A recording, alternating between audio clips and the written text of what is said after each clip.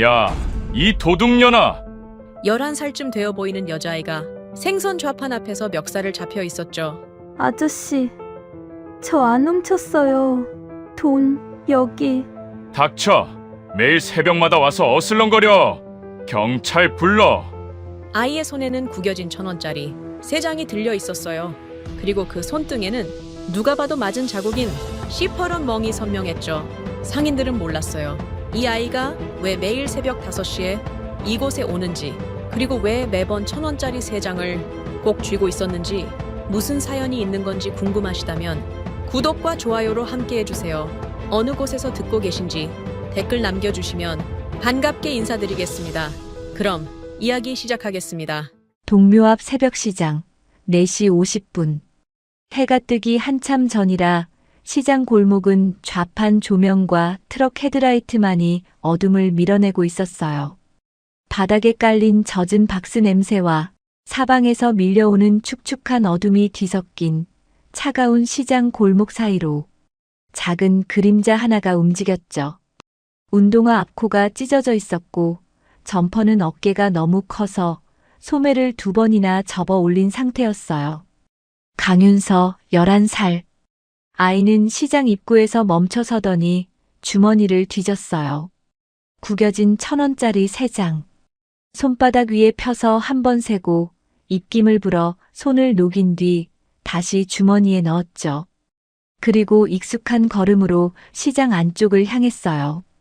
저기요.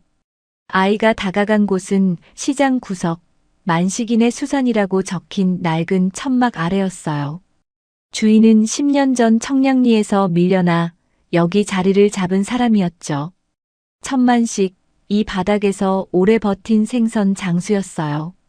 만식은 갈치를 다듬다 말고 고개를 들었어요. 뭐야, 또 왔어? 표정이 좋지 않았죠.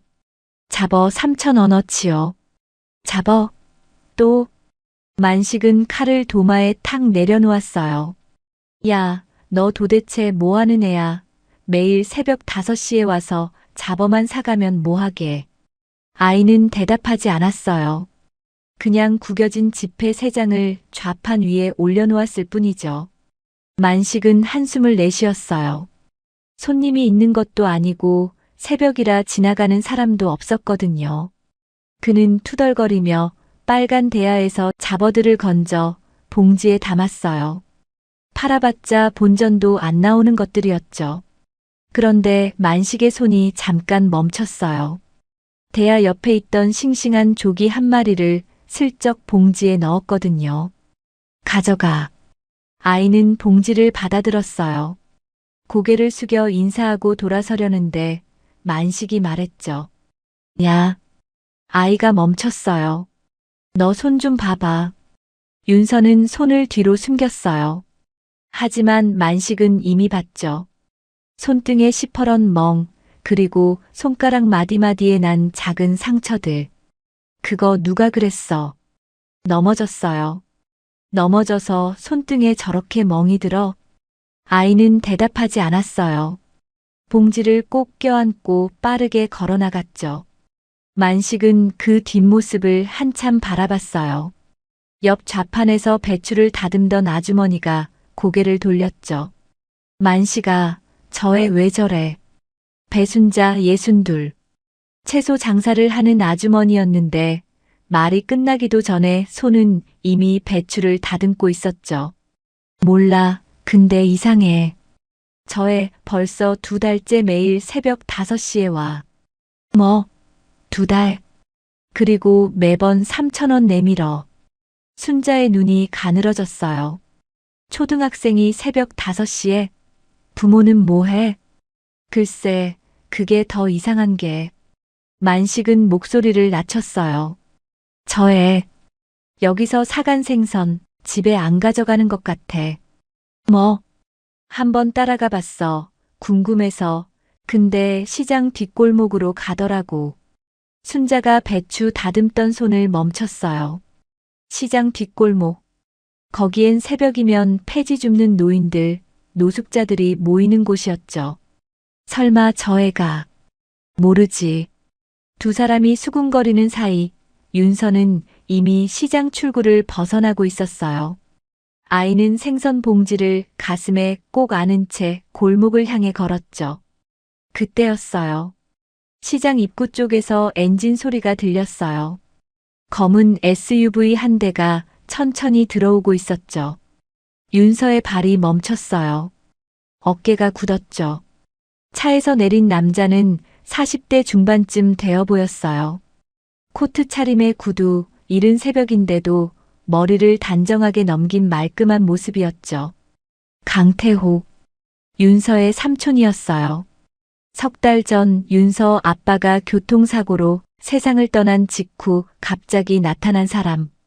가족이니까 돌봐줘야지라며 집에 들어왔지만 집에 가져오는 건 술 냄새뿐이었죠. 엄마는 윤서가 6살 때 집을 나갔고 아빠 장례를 치른 뒤 통장과 서류는 어느새 태호 손으로 넘어가 있었어요. 태호는 윤서를 발견하자마자 성큼성큼 다가왔어요. 윤서야. 아이는 고개를 숙였어요. 봉지를 등 뒤로 숨기려 했지만 이미 늦었죠. 그게 뭐야? 새벽에 또 나왔어? 삼촌이 몇 번을 말했어. 태호의 손이 윤서의 팔을 잡았어요. 아이의 얼굴이 하얗게 질렸죠.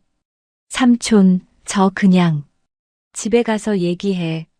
남자는 봉지를 낚아채더니 안을 들여다봤어요. 잡어 몇 마리와 조기 한 마리. 태호의 눈이 가늘어졌어요. 이거 어디서 난 돈이야?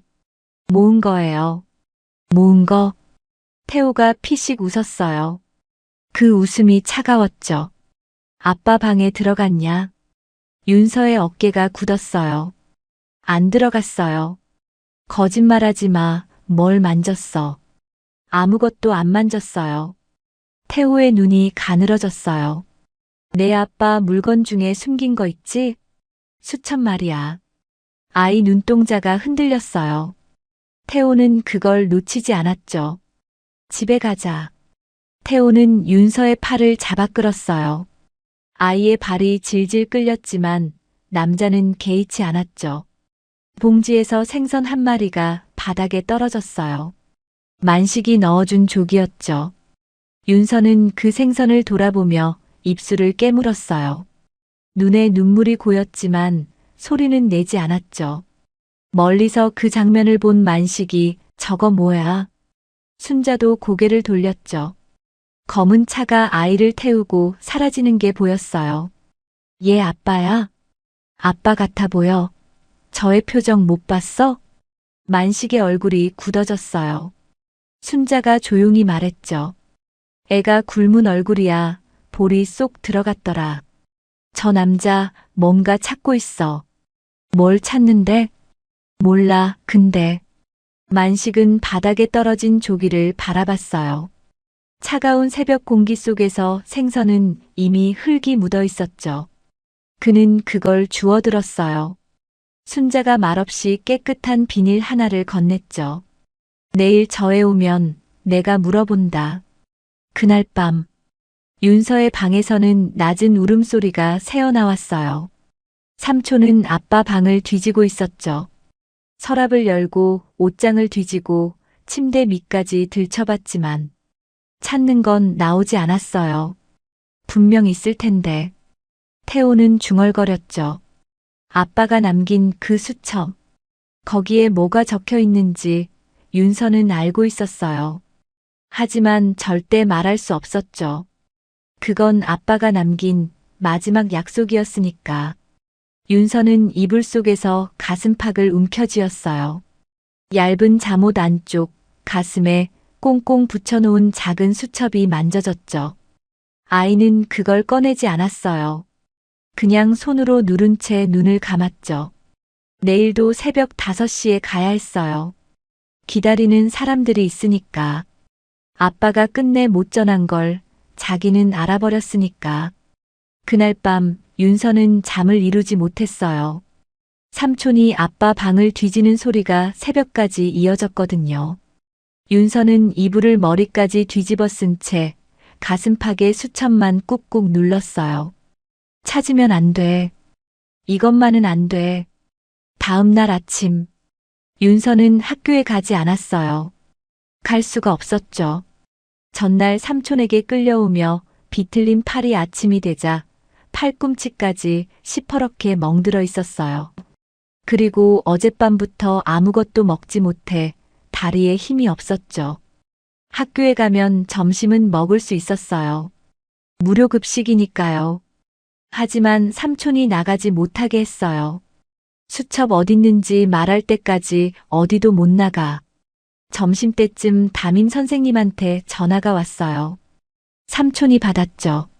아, 네, 윤서가 좀 아파서요. 배탈이 좀 심해서 오늘 하루 쉬게 하려고요. 전화를 끊고 삼촌이 윤서를 봤어요. 학교에서 전화 올 때마다 내가 대신 받을 거야, 알겠지?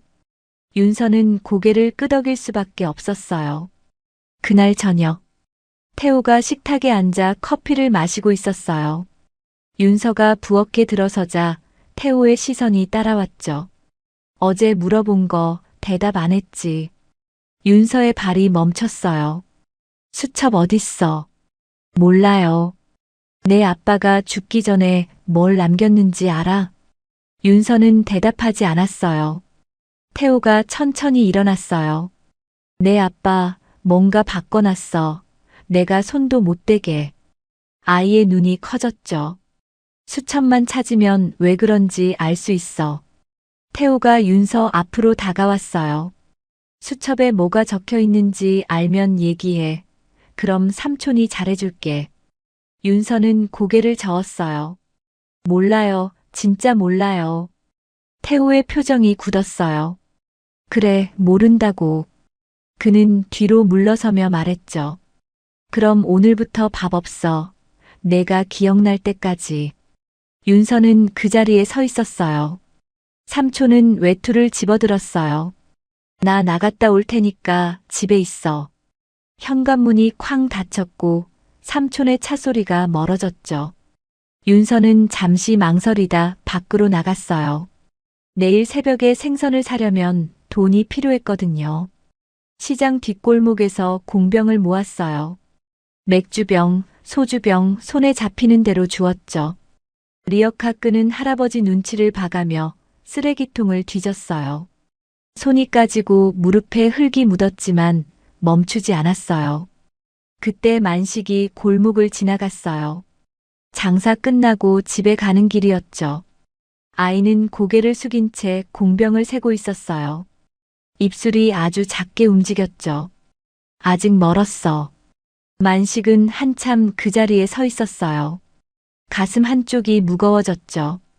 저 나이에 저렇게까지 해야 하나 싶었어요. 만식은 아이에게 다가가지 않았어요. 대신 중얼거렸죠. 저에 뭔가 사정이 있어. 해가 지고 깜깜해지고 나서야 고물상에서 손에 쥔 돈은 3,000원이었어요.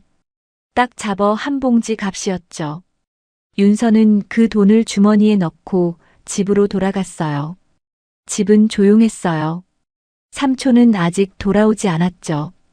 윤서는 방으로 들어가 품 안에 숨겨놓은 수첩을 꺼냈어요. 낡은 갈색 가죽 표지. 아빠의 손때가 묻은 수첩이었어요. 윤서는 조심스럽게 첫 장을 넘겼어요.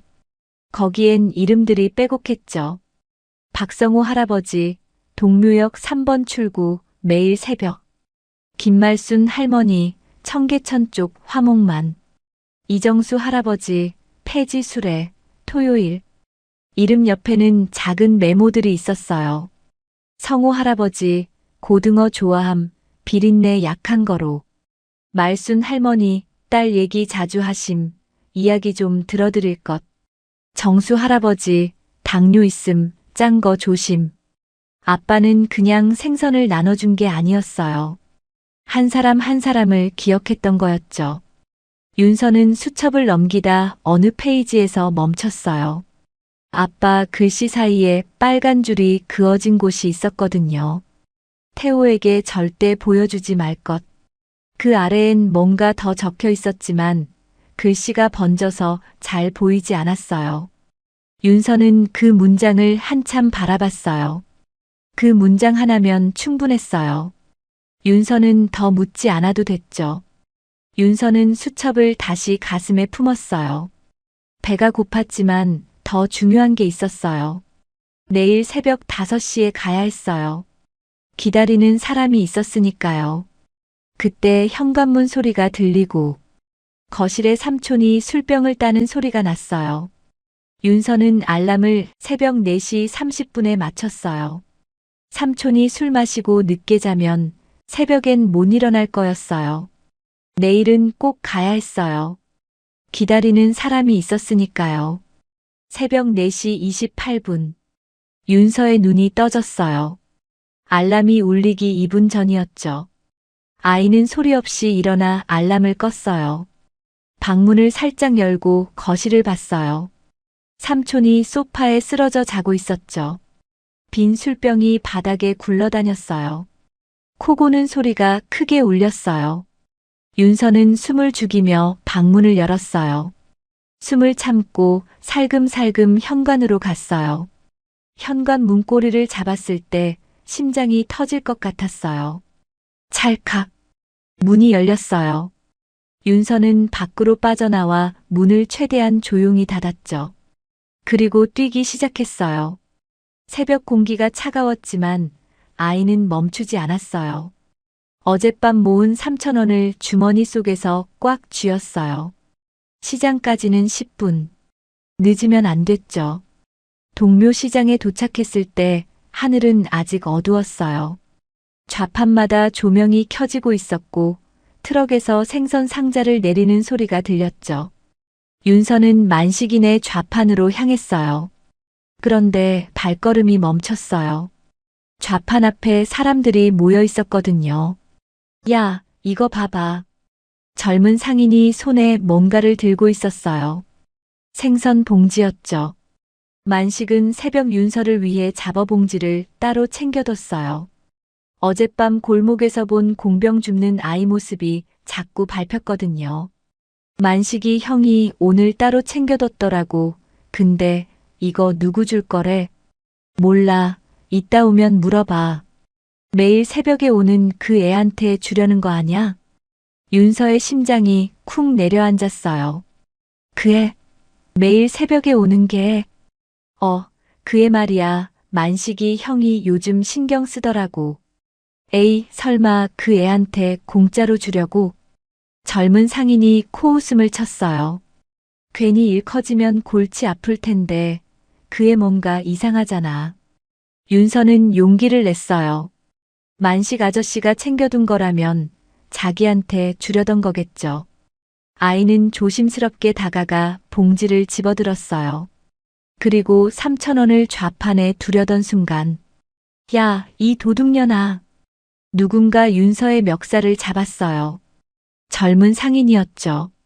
뭐야, 남의 물건 훔쳐가? 아, 아니에요. 이거 만식 아저씨가. 만식이 형이 줬다고? 거짓말하네. 봉지가 바닥에 떨어졌어요. 잡어 몇 마리가 쏟아졌죠. 큰 소라네. 다른 상인들이 몰려왔어요. 뭐야, 무슨 일이야? 이 애가 만식이 형, 생선 훔쳐가려고 했어. 아니에요. 생선 사러 왔어요. 윤서가 작은 목소리로 말했어요. 주머니에서 구겨진 3,000원을 꺼내 보였죠. 3,000원 있어요. 저 훔친 거 아니에요. 3,000원? 그걸로 뭘 사겠다고. 젊은 상인이 코웃음을 쳤어요. 맨날 새벽마다 오는 것도 이상하고. 다른 상인 하나가 다가왔어요. 집에서 무슨 일 있는 거 아냐? 저의 손등 봐, 멍투성이야. 이러다 진짜 사고 나면 어쩌려고 그래. 경찰에 물어봐야 하는 거 아냐? 경찰. 그 단어에 윤서의 얼굴이 하얗게 질렸어요.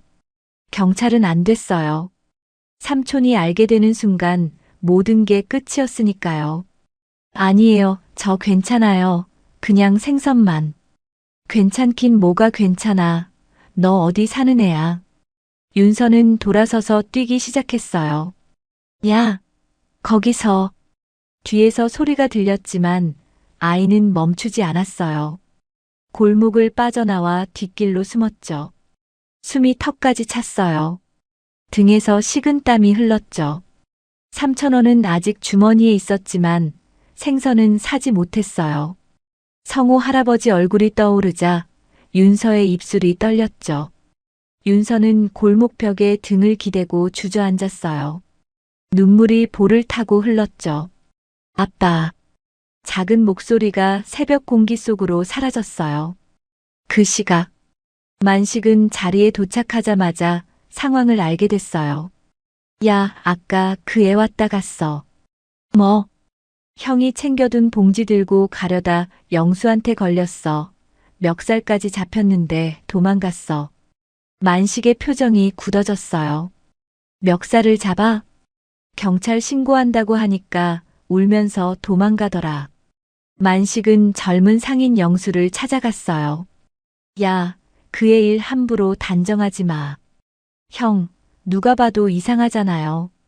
이상한지 아닌지는 내가 더 잘 알아. 모르면 함부로 말하지 마.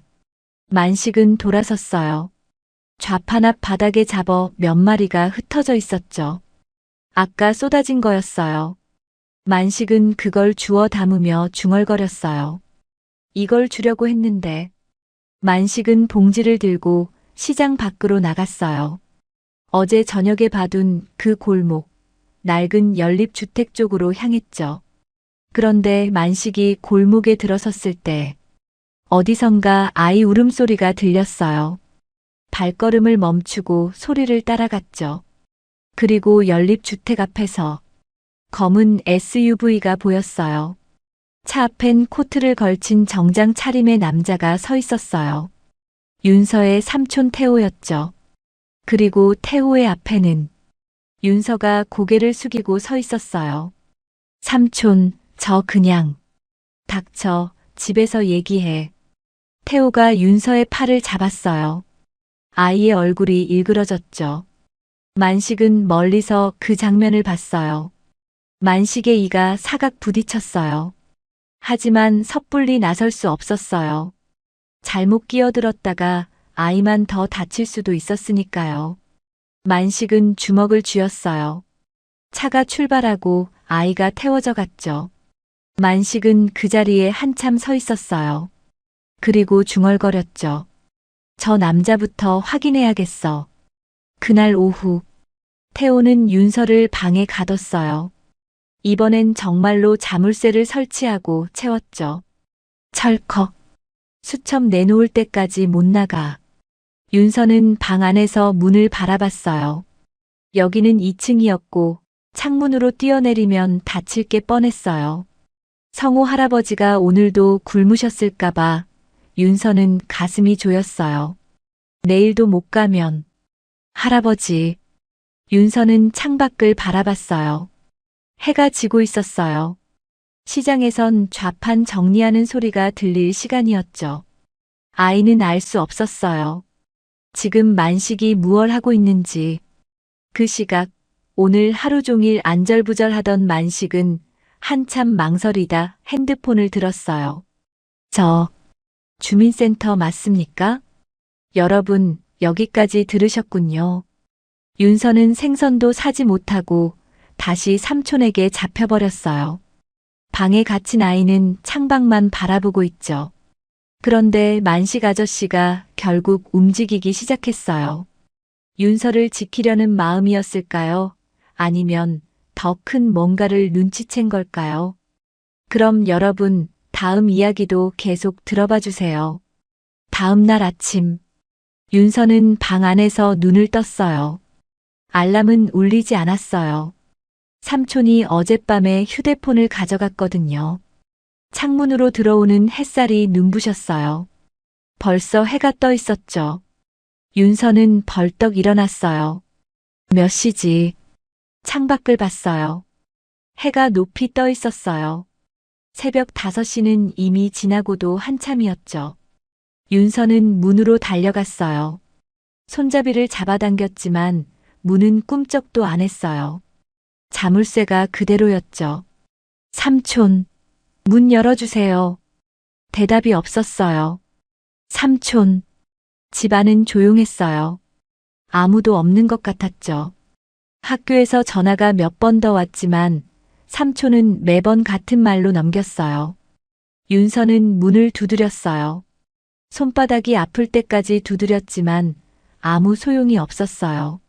아이는 바닥에 주저앉았어요. 오늘도 못 갔어요. 이틀째였어요. 성호 할아버지가 어제도 오늘도 기다렸을 거였어요. 박성호 할아버지, 동묘역 3번 출구, 매일 새벽. 매일. 아빠는 매일 갔었어요. 비가 와도 눈이 와도. 한 번도 안 빠지고 갔었죠. 윤서는 소리 없이 울었어요. 그때 현관문 소리가 들렸어요. 삼촌이 돌아온 거였죠. 발소리가 윤서 방 앞에서 멈췄어요. 철컥. 자물쇠가 풀리는 소리. 문이 열렸어요. 태호가 서 있었죠. 손에는 서류 봉투가 들려 있었어요. 잘 잤어? 윤서는 대답하지 않았어요. 태호가 방 안으로 들어왔어요. 삼촌이 오늘 좋은 소식 가져왔어. 아이는 고개를 들지 않았어요. 후견인 서류 처리됐어. 이제 내 보험금 받을 수 있어. 윤서의 눈이 커졌어요. 윤서야, 삼촌이 너한테 잘해주고 싶어. 근데 내가 이렇게 나오면 삼촌도 방법이 없어. 수첩 안 내놓으면 너 시설 보낸다. 윤서의 얼굴이 하얗게 질렸어요. 시설? 응, 고아원 같은데 삼촌이 후견인이니까 그 정도는 할 수 있어. 아이의 눈에 눈물이 고였어요. 싫어요. 그럼 수첩 내놔. 윤서는 떨리는 손으로 가슴팍을 움켜쥐었어요. 수첩이 거기 있었죠. 태호의 눈이 그 손을 따라갔어요. 거기 있구나. 태호가 손을 뻗었어요. 윤서가 뒤로 물러났죠. 안 돼요. 안 된다고. 태호의 손이 윤서의 팔을 잡았어요. 아이가 발버둥 쳤지만 어른의 힘을 당해낼 수 없었어요. 나요. 이건 아빠 거예요. 내 아빠는 죽었어. 이제 필요 없잖아. 그 말에 윤서의 동작이 멈췄어요. 눈물이 볼을 타고 흘렀죠. 태호는 윤서의 옷 안쪽으로 손을 넣어 수첩을 꺼냈어요. 낡은 갈색 가죽 표지. 아빠의 손때가 묻은 수첩이었어요. 이거구나. 태호가 수첩을 펼쳤어요. 첫 장, 둘째 장. 이름들이 빼곡했죠. 뭐야 이게, 독거노인 명단이야? 태호가 페이지를 넘겼어요. 그리고 빨간 줄이 그어진 곳에서 멈췄죠. 태호에게 절대 보여주지 말 것. 태호의 표정이 굳어졌어요. 이 새끼가. 그 아래를 봤어요. 글씨가 번져 있었지만 희미하게 읽을 수 있었죠. 서울은행 대여금고 38번. 태호의 눈이 번뜩였어요. 대여금고. 그는 수첩을 주머니에 넣었어요. 잘했어 윤서야. 덕분에 삼촌이 할 일이 생겼네. 태호가 일어섰어요. 오늘은 방에서 나와도 돼. 어차피 이제 필요한 거 다 알았으니까. 문이 닫혔어요. 발소리가 멀어졌죠. 윤서는 바닥에 주저앉아 있었어요. 수첩을 빼앗겼어요. 아빠가 남긴 마지막 것을 지켜내지 못했어요. 아이는 두 손으로 얼굴을 감싸고 울었어요. 아빠, 미안해. 작은 목소리가 빈 방 안에서 메아리 쳤어요. 그 시각, 동묘시장에서는 만식이 좌판 정리를 하지 않고 서 있었어요. 옆에 순자가 다가왔죠. 야, 왜 그래? 아침부터 멍하니. 어제 주민센터에 전화했어. 순자의 눈이 커졌어요. 뭐? 그의 일로. 응, 근데 아무것도 못 알아냈어. 만식의 표정이 어두웠어요. 순자가 주위를 살피며 조심스럽게 말을 꺼냈어요. 아니, 근데 사실 내가 그 아이 얘길 이 동네에 봉사 다니는 친구 있잖아. 영자한테 했는데. 그래서 영자가 그 집 사정을 좀 알더라고. 아이 엄마가 몇 년 전에 집 나갔대. 아빠는 석 달 전에 사고로 죽었고 만식이 말을 잃었어요. 지금 삼촌이 들어와 살고 있는데 동네 사람들이 수군거린대. 뭐라고? 아빠 죽고 나서 갑자기 나타났다고. 그 전엔 코빼기도 안 보이던 사람이. 만식의 얼굴이 굳어졌어요. 설마. 나도 그 생각했어. 만식은 시장 바깥을 바라봤어요. 저애 지금 위험할 수도 있어. 그럼 어떻게? 경찰에 신고해? 신고하려면 증거가 있어야 해. 지금은 그냥 의심일 뿐이야. 만식은 주먹을 쥐었어요. 직접 가봐야겠어. 어디로? 어제 본 그 연립주택. 만식은 앞치마를 벗었어요. 순자가 팔을 잡았죠. 야, 위험해. 혼자 가지 마. 그럼 어쩌라고. 애가 맡고 있을 수도 있어. 순자는 한참 만식을 바라봤어요. 그리고 한숨을 쉬며 말했죠. 같이 가자. 두 사람은 시장을 빠져나갔어요. 연립주택 쪽으로. 그들이 모르는 사이. 윤서는 이미 집을 나와 있었어요. 아이는 시장 뒷골목을 향해 걸었어요. 성호 할아버지를 만나러. 이틀이나 못 갔으니까 사과를 해야 했어요. 그리고 어쩌면 도움을 요청할 수 있을지도 몰랐어요. 윤서는 좁은 골목으로 들어섰어요. 성호 할아버지 집이 있는 곳이었죠. 그런데 문이 닫혀 있었어요. 윤서는 문을 두드렸어요. 할아버지, 대답이 없었어요. 아이는 골목을 두리번거렸어요. 그때 익숙한 목소리가 들렸죠. 강윤서. 뒤를 돌아봤어요. 삼촌이 서 있었어요. 어딜 가는 거야? 윤서의 발이 얼어붙었어요.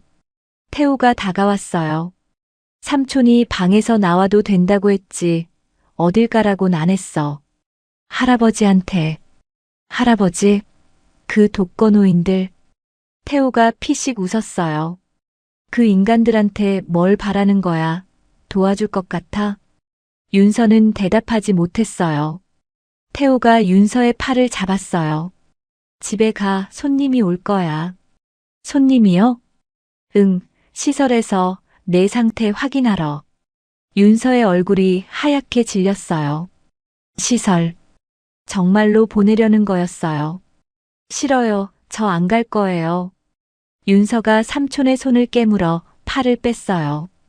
그리고 뛰기 시작했죠. 아야, 야, 거기서 잡히기만 해봐. 태호가 뒤쫓았어요. 윤서는 골목을 빠져나와 큰 길로 뛰었어요. 숨이 찼지만 멈출 수 없었어요. 그때 앞에서 누군가 나타났어요. 윤서야. 만식이었어요. 옆에 순자도 있었죠. 윤서는 멈춰 섰어요. 눈물이 볼을 타고 흘렀어요. 아저씨. 만식은 윤서 뒤쪽을 봤어요. 태호가 달려오고 있었죠. 만식의 표정이 굳어졌어요. 저 남자가 삼촌이냐? 윤서가 고개를 끄덕였어요.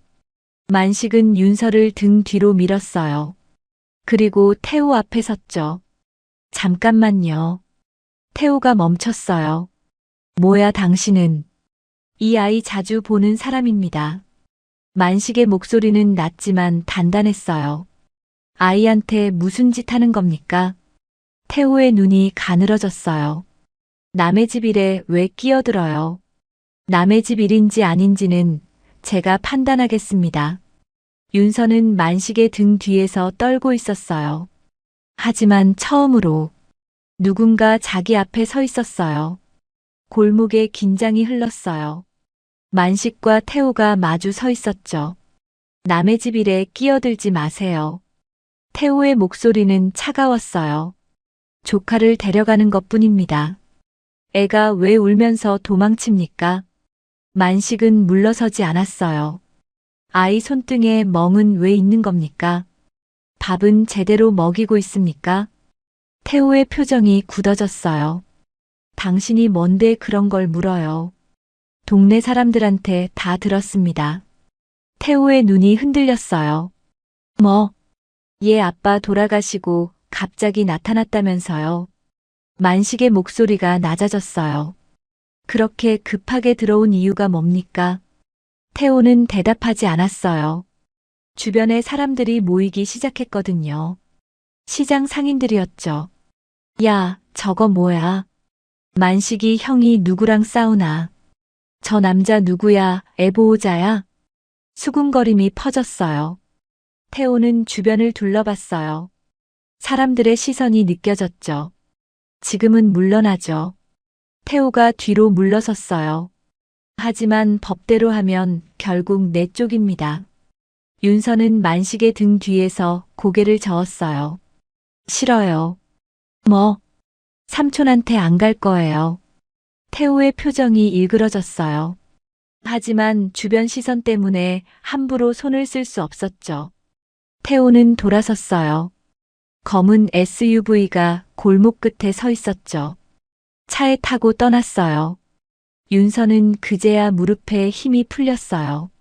만식이 아이를 붙잡았죠. 괜찮아? 윤서는 대답 대신 울음을 터뜨렸어요. 만식은 아이의 어깨를 잡고 한참 서 있었어요. 순자가 다가왔죠. 일단 우리 가게로 가자. 여기 있으면 안 돼. 세 사람은 시장 안쪽으로 들어갔어요. 만식인의 좌판 뒤편에는 작은 창고가 있었어요. 거기서 윤서는 그제야 밥을 먹었어요. 순자가 챙겨온 김밥이었죠. 아이는 허겁지겁 먹었어요. 며칠 만에 제대로 먹는 밥이었어요. 천천히 먹어. 아무도 안 뺏어가. 순자가 물을 건넸어요. 윤서는 물을 마시다 눈물을 흘렸죠. 고맙습니다. 만식은 창고 입구에 서서 바깥을 바라봤어요. 순자가 다가왔죠. 어떡할 거야? 경찰에 신고해야 해. 근데 증거가 있어? 그게 문제야. 만식은 이마를 짚었어요. 말만 갖고는 부족해. 저쪽이 보호자라고 버티면 일이 꼬여. 그때 윤서가 말했어요. 아저씨. 만식이 돌아봤죠. 수첩. 삼촌한테 빼앗겼어요. 수첩? 아빠가 남긴 거예요. 거기에 중요한 게 적혀 있었어요. 만식은 윤서 앞에 쪼그려 앉았어요. 뭐가 적혀 있었는데? 할아버지들 이름이랑 삼촌한테 보여주지 말라는 말이랑. 윤서는 눈물을 닦으며 말했어요. 은행 금고 번호요. 만식의 눈이 커졌어요. 금고라고? 네. 서울은행 38번이었어요. 만식이 순자를 돌아봤어요. 서울은행이면 여기서 가깝지? 2블록이야. 만식이 일어섰어요. 수첩을 보고 나간 거라면 은행부터 갔을 거야. 그럼 어떡해? 만식은 주머니에서 휴대폰을 꺼냈어요. 일단 경찰에 신고하자. 아동학대 의심으로. 만식아, 증거가. 일단 신고하고 은행으로 가야 해. 금고 열리기 전에 막아야 해. 만식은 전화를 걸었어요. 여보세요, 경찰서입니까? 아동학대 의심 신고하려고요. 윤서는 만식의 등을 바라봤어요. 누군가 앞에 서준다는 게 어떤 기분인지 그제야 조금 알 것 같았죠. 전화가 끝났어요. 만식이 말했죠. 경찰이 곧 온대. 순자야, 너는 여기서 윤서 지키고 있어. 넌 은행 가볼게. 그 금고부터 막아야 해. 혼자 가게. 시간 없어. 만식은 창고를 나갔어요. 뛰기 시작했죠. 서울은행까지는 5분 거리였어요. 은행에 도착했을 때 태호가 창고 직원과 얘기하고 있었죠. 대여금고 38번이요. 열어주세요. 만식은 재빨리 핸드폰을 꺼내 경찰에 다시 전화했어요. 위치를 알려주고 빨리 와달라고 부탁하며 끊었죠. 전화를 끊고 지켜봤어요. 본인 확인이 필요합니다. 신분증과 계약자 관계 증명서 있으신가요? 여기요. 태호가 서류를 내밀었어요. 직원이 서류를 확인했죠. 후견인 서류군요. 잠시만요. 확인 절차가 있습니다. 직원이 서류를 다시 넘겨봤어요. 만식은 숨을 골랐어요. 어떻게 막아야 할지 몰랐어요. 서류만 들이밀면 저 남자 쪽이 맞아 보였으니까요. 그때 은행 입구로 누군가 들어왔어요. 경찰이었어요. 강태호 씨 맞습니까? 태호가 뒤를 돌아봤어요. 네. 경찰이 왜? 아동학대 의심 신고가 2건 접수됐습니다. 2건요? 시장 상인 쪽에서 1건, 학교에서 1건입니다. 태호의 눈이 커졌어요. 학교요? 며칠째 결석인데 보호자 연락이 이상하다고요. 경찰이 한 걸음 다가왔어요. 보호자 신분 확인과 사실관계 확인이 필요합니다. 동행해 주시죠. 태호의 얼굴이 굳어졌어요. 뭐? 아동학대? 말도 안 돼. 나 지금 급한 일 처리 중이라고. 그건 확인 후에 하셔도 됩니다. 경찰이 태호의 팔을 잡았어요. 태호의 시선이 만식에게 꽂혔죠. 만식은 대답하지 않았어요. 그냥 태호를 바라볼 뿐이었죠. 태호가 끌려나갔어요. 은행 로비가 조용해졌어요.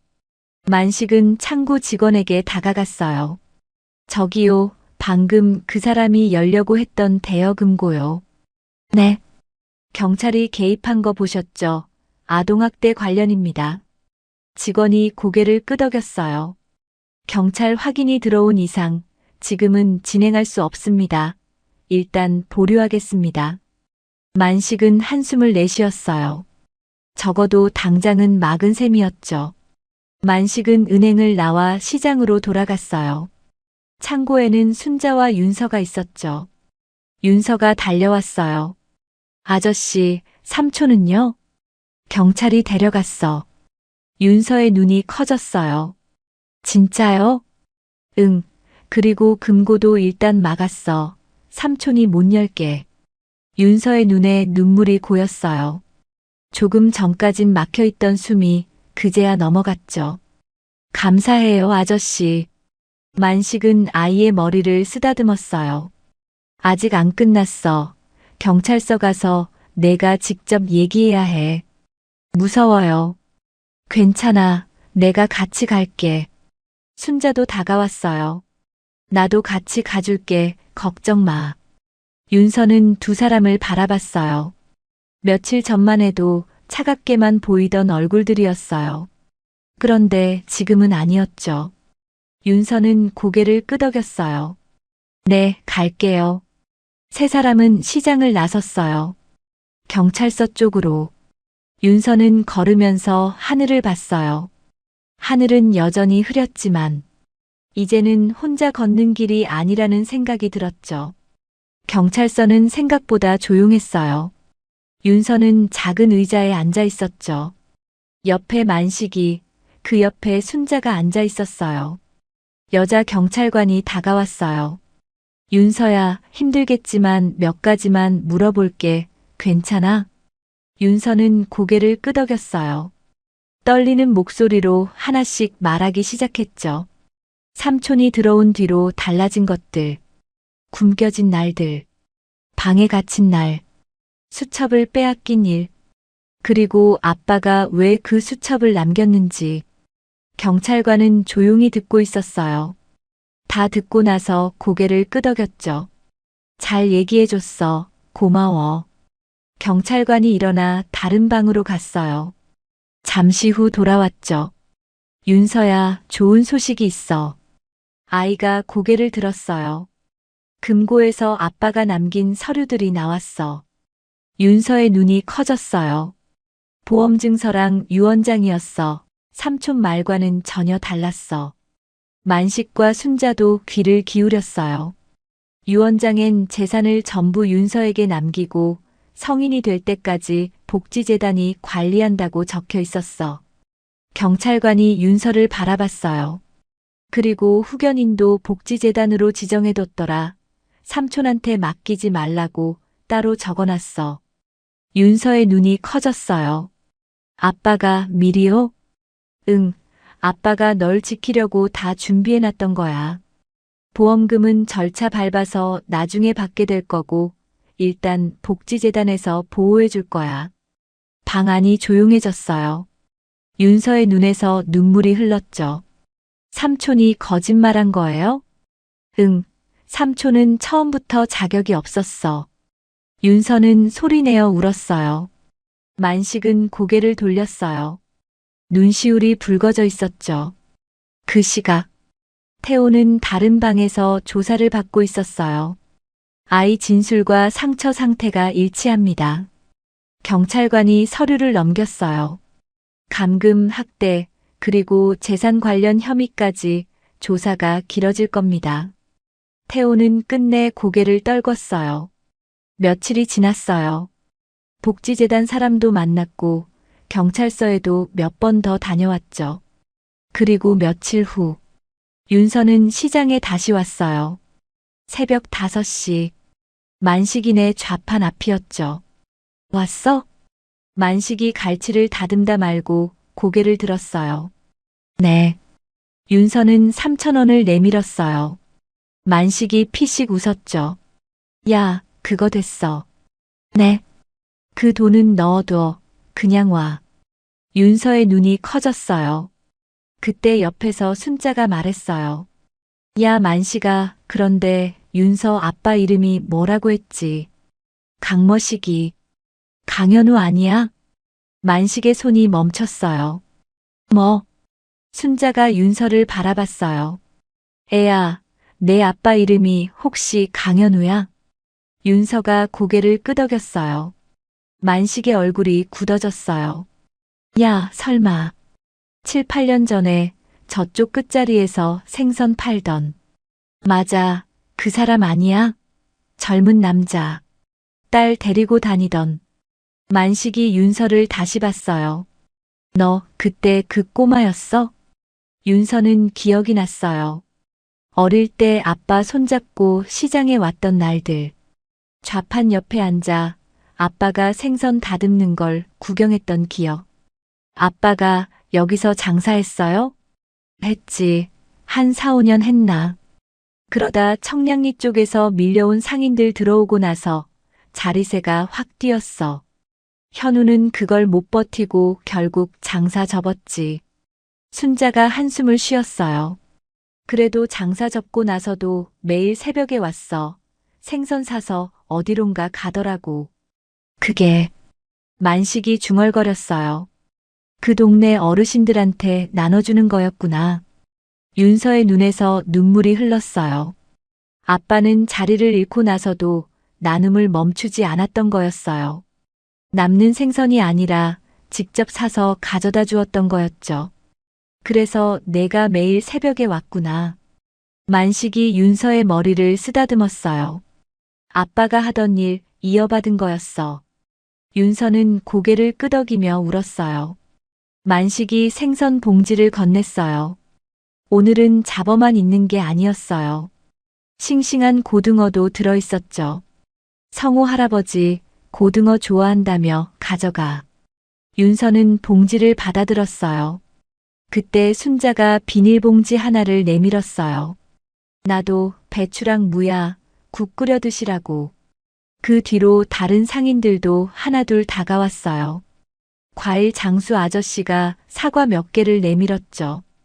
이거 못난이 사과야, 맛은 똑같아. 반찬 가게 아주머니도 왔어요. 어르신들 입맛 없으실 때 드시라고 젓갈이야. 윤서는 말을 잇지 못했어요. 만식이 윤서의 어깨를 툭 쳤어요. 내 아빠가 여기 동료였어. 우리가 안 도와주면 누가 돕겠냐. 윤서는 봉지들을 안고 시장을 빠져나갔어요. 두 손은 무거웠지만 발걸음만은 가벼웠죠. 성호 할아버지 집 앞에 도착했어요. 낡은 철문을 두드렸죠. 할아버지. 잠시 후 문이 열렸어요. 성호 할아버지였죠. 할아버지가 눈을 크게 떴어요. 누구? 저 강현우 딸이에요. 현우? 할아버지가 멈칫했어요. 그 사람 요즘 왜 안 오나 했는데 한동안 안 오다가 문 앞에 봉지가 있더라고. 윤서의 눈에 눈물이 고였어요. 그게 저였어요, 할아버지. 내가 아빠가 3달 전에 돌아가셨어요. 할아버지의 얼굴이 굳어졌어요. 뭐라고? 그래서 제가 대신 왔어요. 며칠 못 와서 죄송해요. 할아버지는 말이 없었어요. 눈에서 눈물이 흘렀죠. 그 사람이 죽었어? 윤서가 고개를 끄덕였어요. 할아버지가 문틀을 잡았어요. 다리에 힘이 풀린 것 같았죠. 윤서는 봉지들을 내밀었어요. 생선, 채소, 과일, 반찬. 이거 시장분들이 같이 챙겨주신 거예요. 할아버지가 봉지를 들여다봤어요. 고등어가 보였죠. 현우가 맨날 이거 가져왔는데. 윤서가 할아버지의 손을 잡았어요. 아빠 대신 이제 제가 올게요. 할아버지가 윤서의 손을 꼭 잡았죠. 고맙다, 아가야. 새벽 5시의 시장은 여전히 시끄럽고 비린내가 났지만 그날 아침 그 한쪽 구석만은 오래도록 따뜻했어요. 오늘 이야기는 여기까지입니다. 아빠가 남긴 건 돈이 아니라 사람이었네요. 그리고 그 마음은 딸에게, 시장 사람들에게 번져갔어요. 새벽 5시의 차가운 시장에도 끝내 사람 마음은 남아 있었습니다. 끝까지 함께 해주셔서 감사합니다. 우리는 또 단짝처럼 다음 이야기에서 만날게요. 지금까지 사연단짝이었습니다.